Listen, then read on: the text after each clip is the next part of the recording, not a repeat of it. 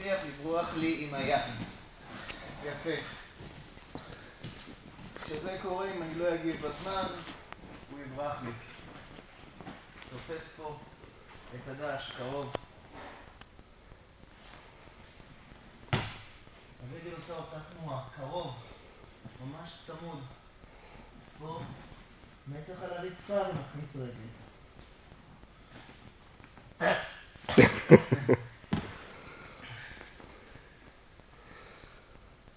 זה כאב? לא, לא כואב, אני לא מכאיב. היה לי יד לקנאי. כן, זה... היה לי יד לדפוק.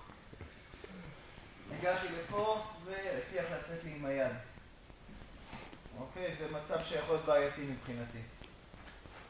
כי הוא כבר קרוב מאוד ליציאה.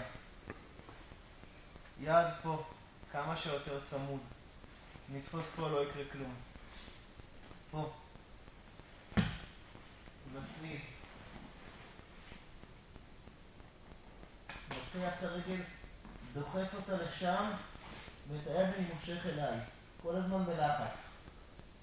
מושך ולוחץ. אני עובד פה, זה לא שאני שם יד אגרסיבית. מושך אליי ודוחף רגל.